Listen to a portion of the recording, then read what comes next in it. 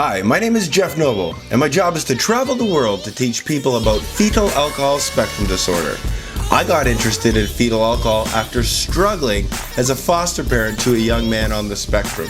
After learning how difficult this disability is, I've made it my life's mission to educate others, to help people understand that individuals with fetal alcohol and their families aren't bad, they're just misunderstood.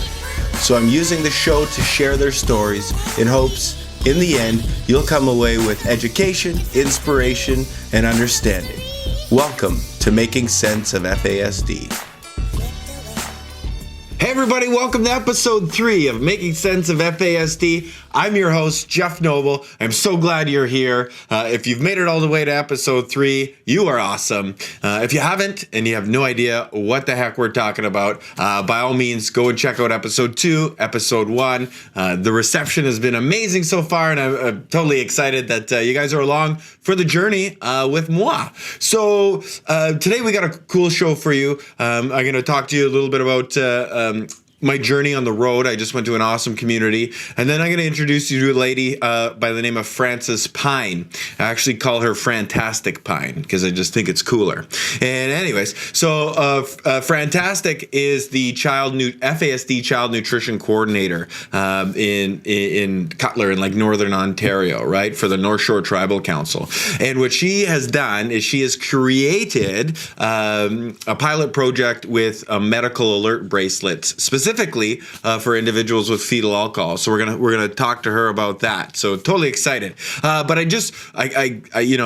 what I do is I travel all over the place and I get to speak to people about fetal alcohol spectrum disorder. That's my job, right? FASD.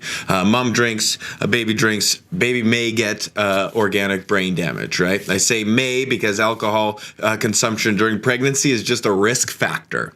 It doesn't lead directly to a diagnosis. But what we do know is that there is no known safe amount. We don't know. Okay, so don't put yourself in that position if you don't have to, and don't drink while you're expecting to have a kid, right? Easier said than done, I know. But that's what this show is all about. This show is all about talking to the individuals who are doing good work in the field, either living with the disability themselves or, they're doing great work like Fran. So fast forward, last week I was in Montreal Lake, Saskatchewan. It's a First Nation reserve just about 3 hours north of Saskatoon. Maybe we'll put a map on here for you because I know not everybody is from Canada that watches the show.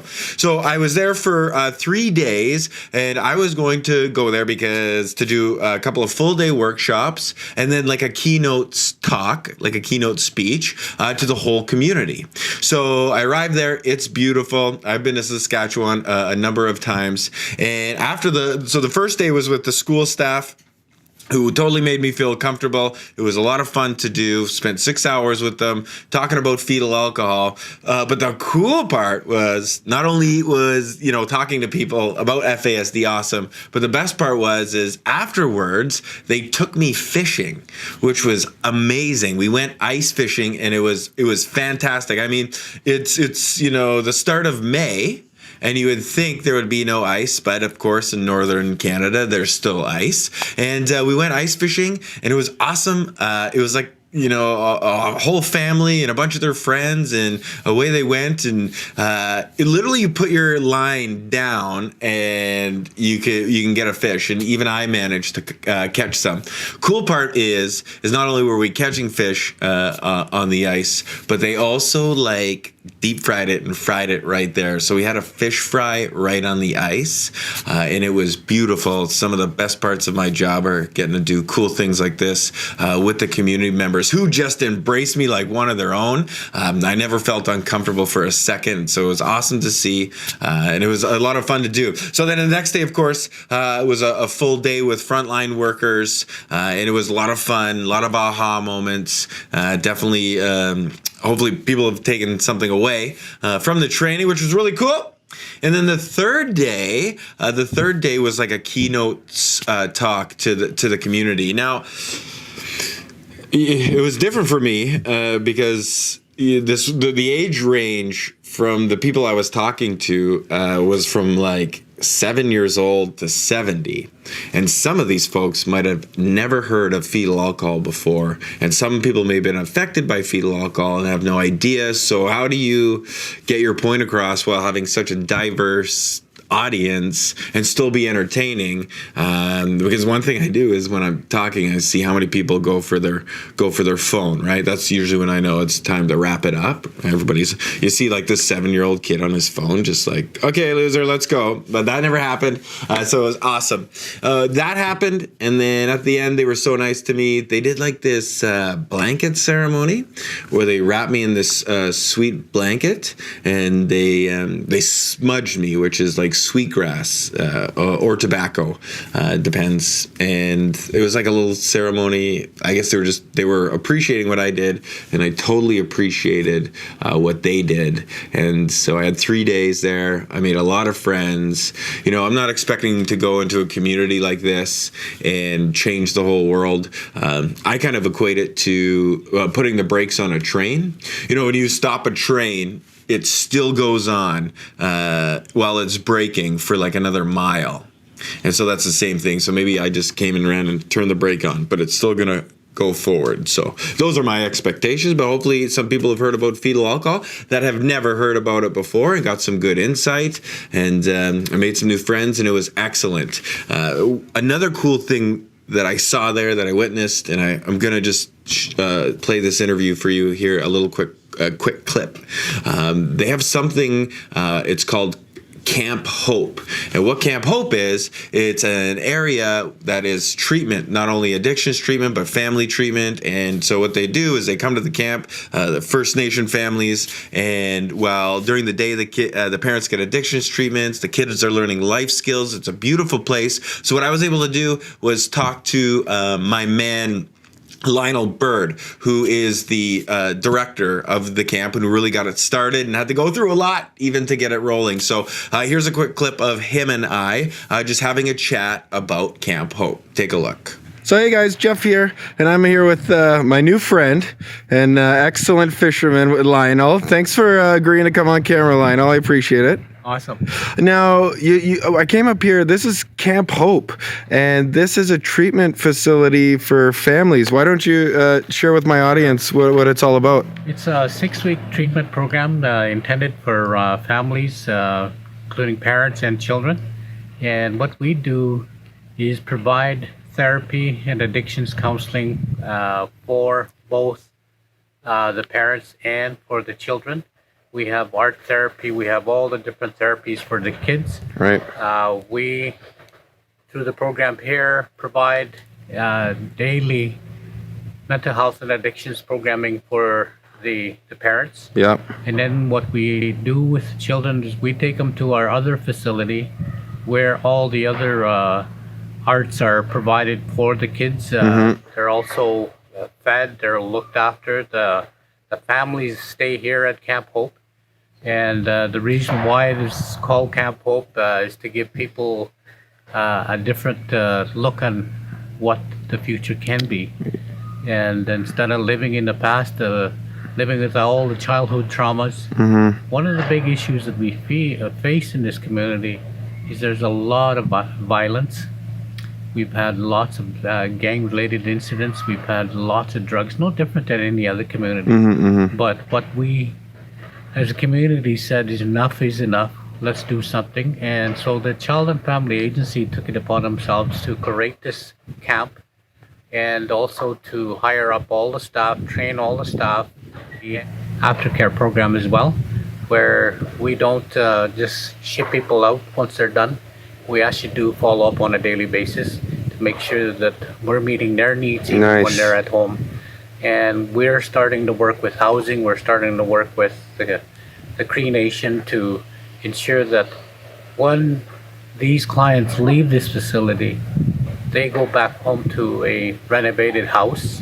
Oh, that's and cool. They have we actually buy paint, we buy windows, and show them how to fix their house. I noticed that, like, right as we came in, some of the people were building some cabins, right? Yes, that's right. Our clients are involved in not only the land-based, the majority of the stuff that we do is around how we grew up as children. Yeah. And that is on the land, that is through the language, that is through hunting, fishing, trapping. That is our culture. Yes. And so we teach that, but through that we also provide therapeutic counseling.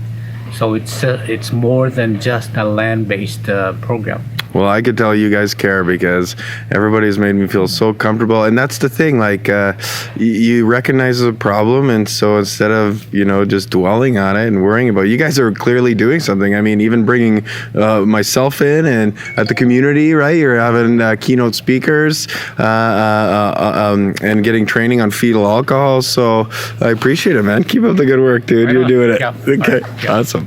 Isn't that excellent to see a community kicking butt, taking initiatives, creating their own treatment programs with FASD in mind? It's excellent to see. They are fully on board with changing the way they do business and making sure that they are able to help the people out with good quality programs that they made themselves. And while the kids, the parents could get treatment if they need it, and the kids can learn life skills as well, bringing everybody together. Awesome stuff. So moving forward now, Fantastic Pine. Her name is Fran Pine. So Fantastic, actually, I've known Fran for 5 or 6 years now. Fran was one of the participants at the Anishinaabe Education Institute. So what I'm saying is it was a First Nations school, and I think they still do, but they have a postgraduate certificate program for First Nations funded by Health Canada. And I was one of the instructors for a few years. Fran was one of the participants, and it was awesome to see a lot of the students that took the course that were able to go back into their communities and do something excellent and have meaningful positions and jobs, and it's awesome. And so Fran, what she did is she started a Medical Alert pilot program. Her and her colleague Priscilla Southwind. What they were able to do is they were approached by Medical Alert, and now it's all over the country. So enough about me blabbing. Let's get to Fantastic Pine and hear what she has to say about not only about Medical Alert bracelet, also about a respite program that they're working on right now. So let's cut to Fran. Hey, everybody. So I'm here with Fran Pine, the FASD Child Nutrition Coordinator for the North Shore Tribal Council, but it's called something else. I can't pronounce it. What is it? Mama Wezing, North Shore Community Health Services. Beautiful. Welcome. Thanks so much for joining us, Fran. I appreciate it. No, thank you. Okay, cool. So let's talk about this here. I know you do a lot of work, but I want to talk about the big project that I alluded to before we introduced you, the Medical Alert bracelet.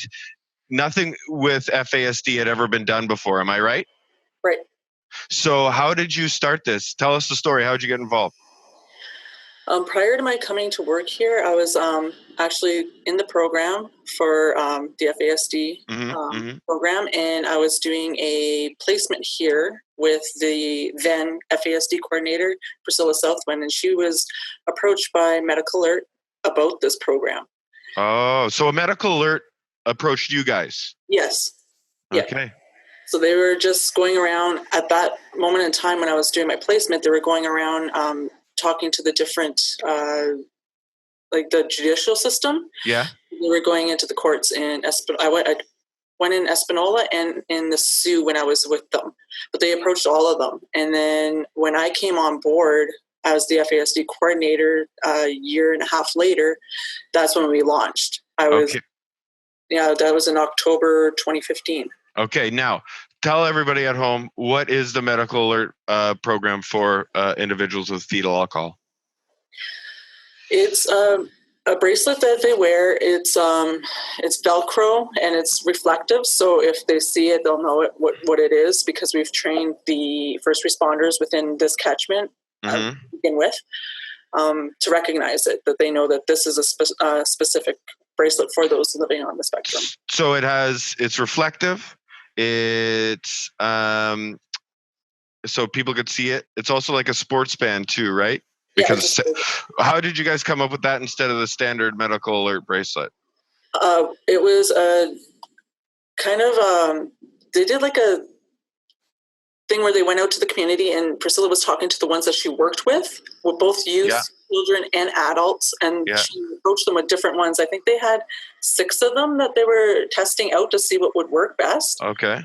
So that was the one that everybody liked. They liked that one because it was adjustable, because as kids grow, they Okay. grow with them instead of actually having to get a new one every year. At least this one can grow with them, because Right. 5 different sizes, or 4 different sizes, sorry. Okay. Now, run me through a scenario. This is good because how does this benefit an individual with fetal alcohol? Like, what happens? When an individual comes into contact with a first responder, the first responder will see it. They already had training, because we worked really hard on the training component, because no other bracelet has that. They have different bracelets for autism and dementia and stuff like that, but they don't have a training component that's attached to it like this one. So we did a 5-part training series on what FASD is. So we had an individual living on the spectrum who was in conflict with the law at one point in time. So he explained to them what it's like for somebody living on the spectrum. So he explained what would have worked for him better, what didn't work, and what triggered him, and what other individuals that he knows that also was in the same situation, what worked for them, what helped them, and what triggered them, so that they would be more aware of it. Like how sometimes the lights were a big trigger for him. Oh yeah, big time sensory issues, right? Yeah, the sensory Oh, issue. talk about his physiologically, how his arms can't go back. It physically, and his arm would twitch when it would go back, and it wasn't anything he was doing. So he was always getting resisting arrest, but it was nothing he could. He couldn't control it. His body just did it because they were overextending him to where he couldn't do it. Right. So he was explaining that, and then so when an individual comes into contact, the police will see it. They'll ask them, "Oh, I see you have the bracelet," or they could self-identify. So that's another one that we work on, is telling them, if you come into contact, please self-identify. Let them know. So it's a constant reminder to them to keep telling if they do, so that when they do, they'll just ask. So instead of having people touch them, they ask, I see you have a bracelet. What is your ID number? So they flip it over and they'll tell them their ID number, and then they'll call it in, because they have all that information in their squad cars. What kind of information? Okay, so let's just say, trying to focus for the folks. So an individual on the spectrum comes into contact with a first responder. First responder sees the bracelet, right? Yep. Says, okay, something's up here. And then the ID number is on the bracelet, like underneath, right? So it's either verbally told to, or the first responder can check, right? Yep. So then the first responder, let's say it's the cop, police officer goes in the squad car, punches it up, and then what does he see? They will give them their top 3 people to contact. Okay.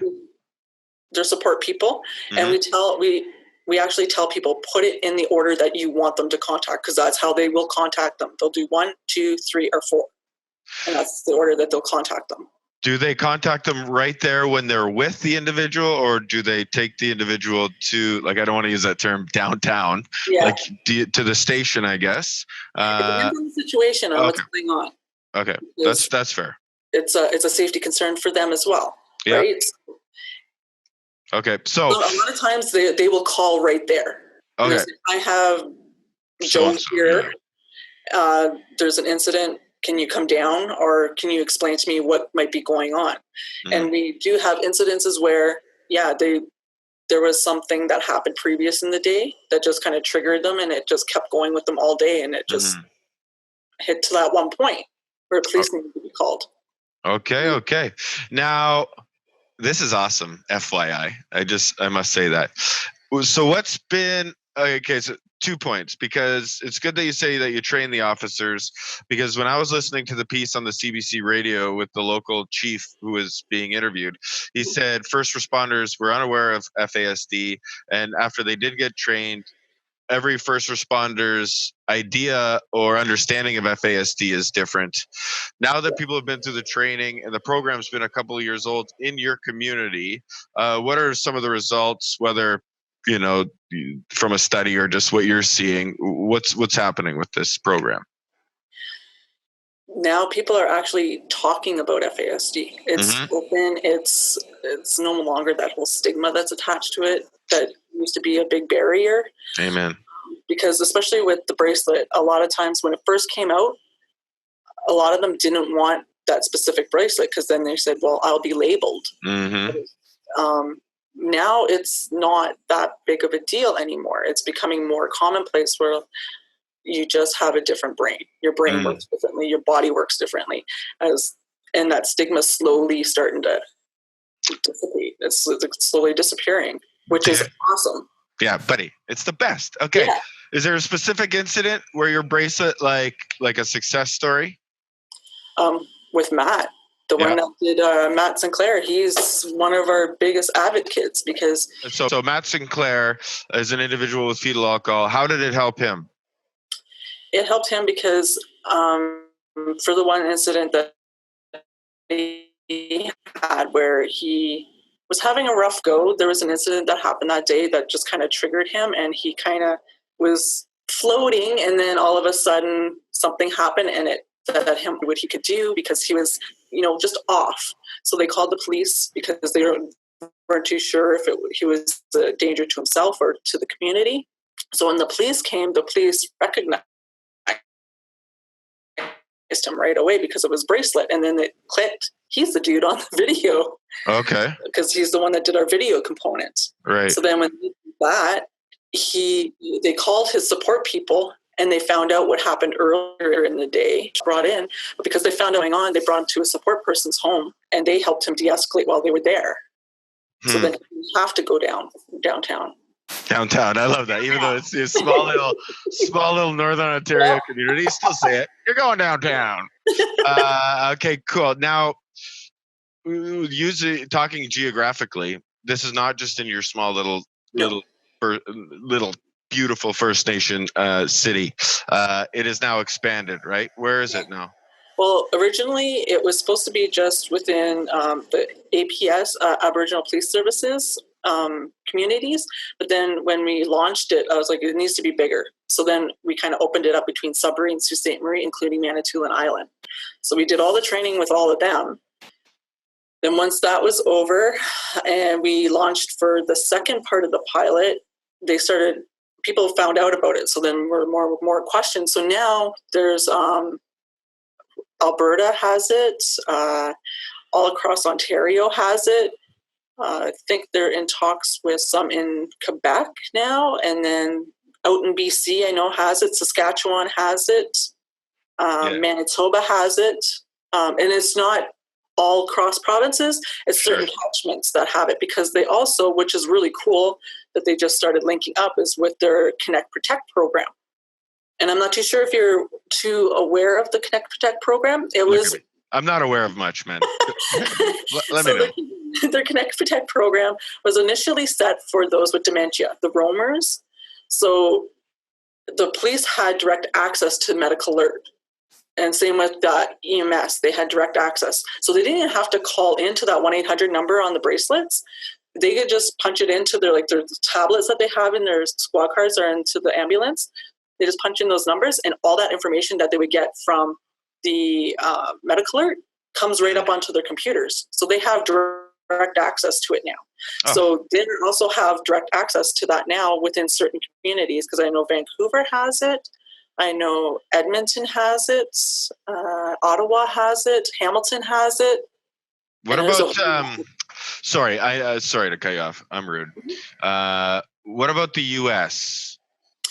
See, that's the thing is with this MedicAlert program, the reason why it's free, that's another awesome part of it, is that it's a free program.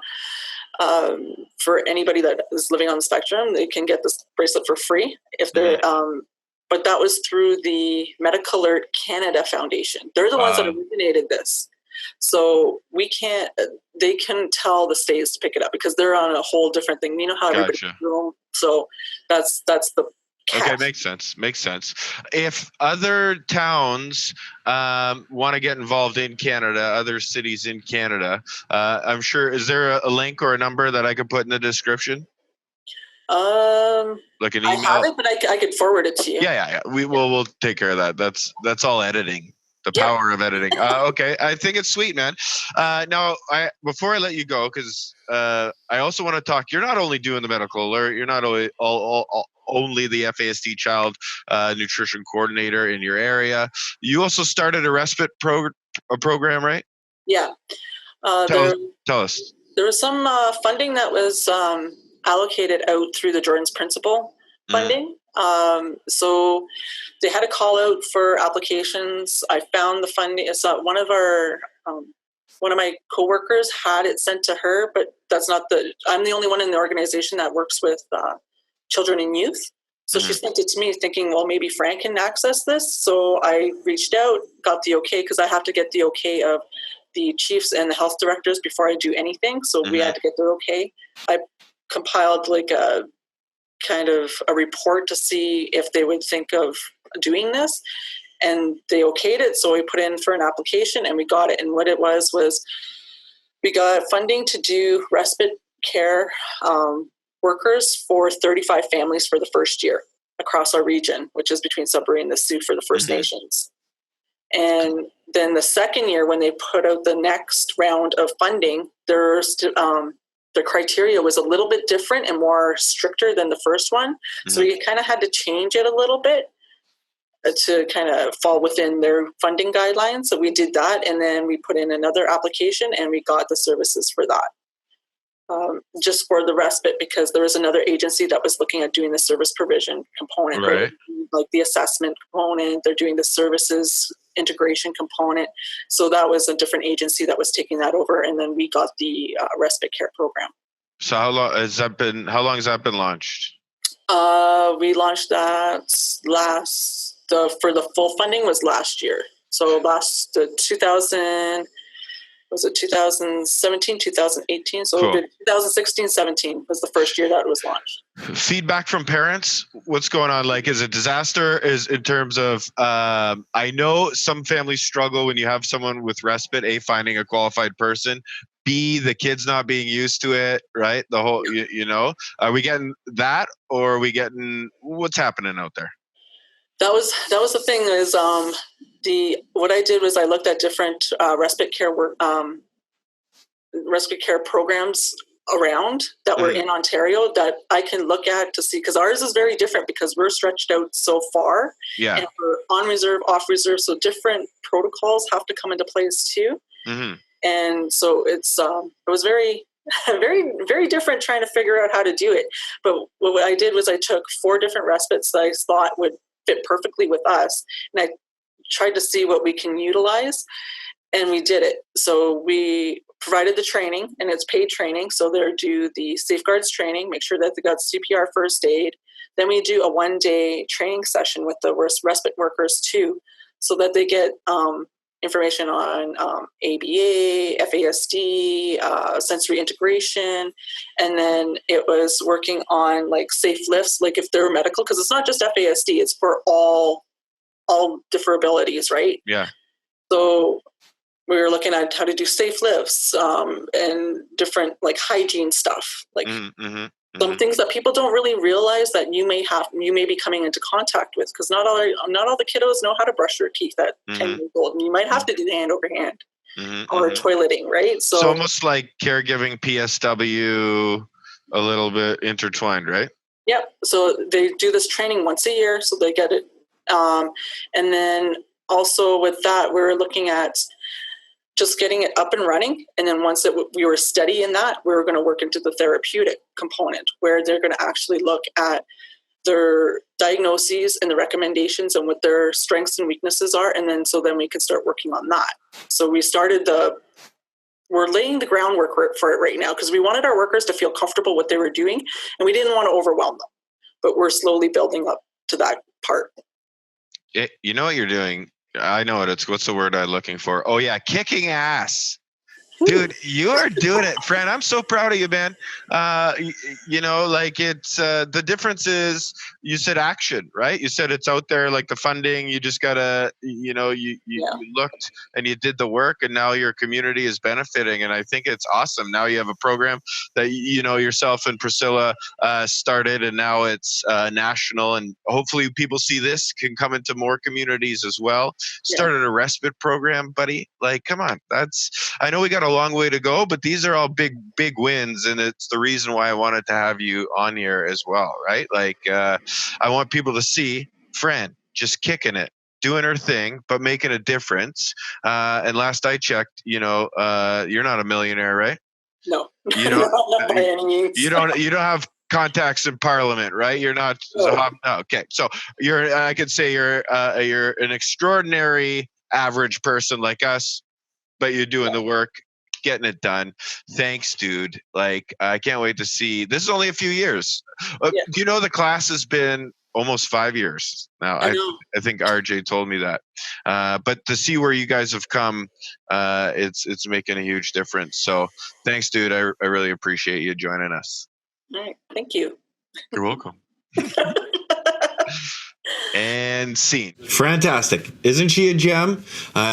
It is so key. And, I kept talking to her about the fact that she's a regular person doing extraordinary things. And I want to say that because I want to say that to you. Like, look, we're all average. We're all human. But you can still do extraordinary things in the area of fetal alcohol. You can still create programs and still get programs off the ground just like Fran did because she put the work in. She put the effort in. She had the desire. And she knows how much it's needed in her community. And she just went to work. And, of course, there's a team around her. But the more important thing about this is not only did she have the program, but she also had the training to go with it. Now, the first responders are also trained because you can have a program and say, oh, here's a bracelet for fetal alcohol and just throw it out there. It's not going to work. I remember even listening to a radio interview by the chief of police in Fran's community talk about how police officers weren't even, trained ever about fetal alcohol. Yet they come into contact with individuals on the spectrum so often. And then he even went on to say, like, look, even the difference between officers, their understanding of fetal alcohol will be different as well. And it's the difference between somebody getting in trouble or not. And so what a great program. And I hope that it is able to spread to other communities. So the link is in the description below, folks. And you can definitely check out if you're interested in bringing the medical alert to your community, because that would be excellent. Could you imagine? This is one of the catalyst, one of the things that helps get this program into other communities. And I think it's needed because we know our guys have run-ins with the law more often. They're in front of first responders more often. They find themselves into some sticky situations sometimes. And to be able to have medical alert bracelet, not only identify that there's fetal alcohol, which, by the way, they've started to normalize. And at first they thought it was weird with the ban and that people would be labeled. I think it's the opposite. And they're starting to normalize it now. And it's working. And I hope it continues to work. So Fran, keep up the good work. Fran and team, I should say, keep up the great work. Well, pretty cool show. Not just because I'm in it and I produce it. And we have my buddy Nathan edit it. And my friend, actually my nephew Dylan is filming it right as we speak. But it's awesome because you could see that communities are doing something. So if you feel like there's nothing out there, things are happening. I just find it's regionally. It's region in little pockets. And hopefully one day, these regions will connect and FASD will be in the forefront of people's subconscious and consciousness. And more people will jump on board to help us not only spread awareness, but to come up with these fantastic programs just like Fran has done. So that's it for me for this episode number 3. Our very next episode is going to be sweet. It is going to be actually with the very first family that I've ever coached in my entire life. It's going to be with Amanda Burley, and she got into college. I never thought in 1,000 years, honest to goodness, honest. And I'm all about positivity and success. And I never thought that she's been accepted. And so I went to her orientation day, and we're going to talk to her. And if this isn't a product of success that you could follow, then I don't know what is. She's amazing. If you've ever taken my online training, you'll see Amanda a lot. If you've ever been to one of my live events, you will see Amanda. So a lot of you might already know who she is, but if you don't, you're in for a treat. So until next week, of course, we got my man Colin. He's on the guitar, and we'll hit it to him right now. Hey guys, it's Colin here. Thanks for watching. This is She by Green Day. Check it out. She screams in silence, a solar riot penetrating through her mind. Waiting for a sign to smash the silence with a brick of self-control. And are you locked up in a world that's being marked out for you? And are you feeling like a social toy without a use? Scream at me until my ears bleed. I'm taking heat just for you. Alright everybody, that's our show. Thanks so much for watching. Don't forget to subscribe below and you'll get notified when we do this again. Thanks again and keep up the hard work. Thanks buddy, I appreciate it. No problem, buddy.